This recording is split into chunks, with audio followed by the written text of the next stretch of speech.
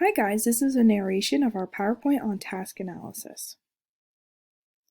The discussion goals for today are by the end of this presentation, you should be able to answer what is task analysis, for whom does task analysis work for, how can task analysis be applied in the classroom, and if you were a teacher, how would you use task analysis? A quote that I thought was important from one of the readings was, "The increased prevalence of ASD has intensified the demand for effective education and therapeutic services."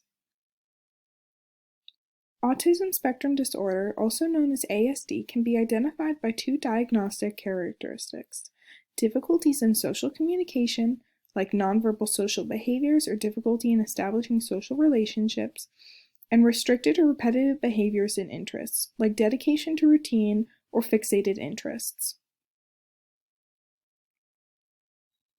Literature review.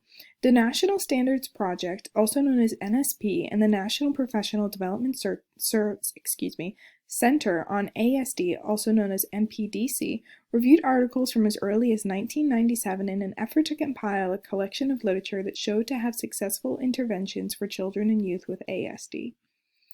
They found that both the NSP and the NPDC found that task analysis was an established and successful evidence-based practice for ASD. Task analysis is the process of breaking a skill down into smaller, more manageable components. Task analysis is used in the classroom to teach a skill to students and youth with ASD. By breaking up a skill into more manageable parts, educators can teach their students challenging skills and build upon them. The individual components of the skill can be taught with other EBPs. Research.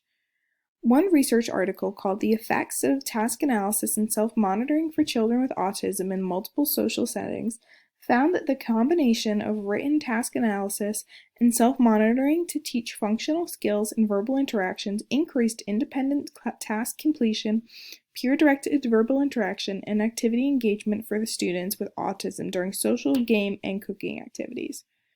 Students' improved behavior remained after task analysis was faded. Methods. Teachers can develop task analysis in 3 different methods. 1. Individuals who have successfully completed the skill or task are observed and documented by the teacher. 2. Teachers can reach out to experts in the skill or task. 3. Teachers can perform the task or skill themselves and document their own steps. Using task analysis in the classroom.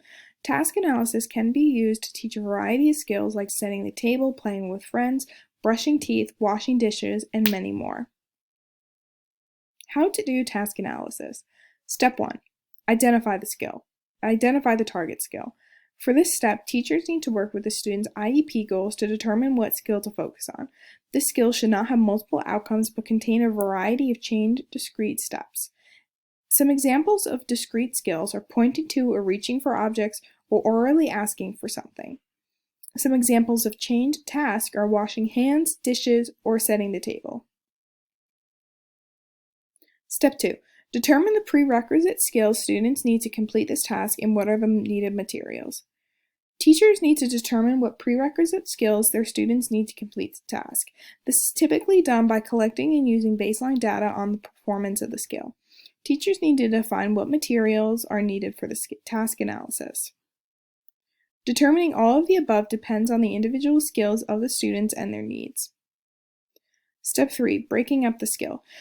For this step, teachers need to break the skill up into smaller components or steps. Teachers can identify what smaller steps are by observing the task being completed, completing it themselves, or asking an expert.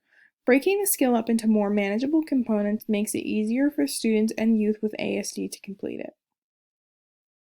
Step 4. Finalize the skill analysis. In this step, teachers need to confirm that the steps and components they have created are accurate to the chosen skill. This can be done by practicing the task analysis on another teacher or friend and will ensure that the skill has been completely analyzed. Step 5. Decide how the skill will be taught. Teachers determine the best way to teach task analysis based on the student's temperament, learning style, student's learning preference, student's IEP, and the learning environment. Step 6. Implementation and monitoring progress. Using data collection sheets and the determined steps, teachers implement task analysis in the classroom. Teachers need to mark students' data for progress to see if the task analysis is successful or not, and if they need to include other EVPs. This is a video that goes over how to create a task analysis and the important aspects to include. I recommend starting the video at 1 minute and 13 seconds. Thank you.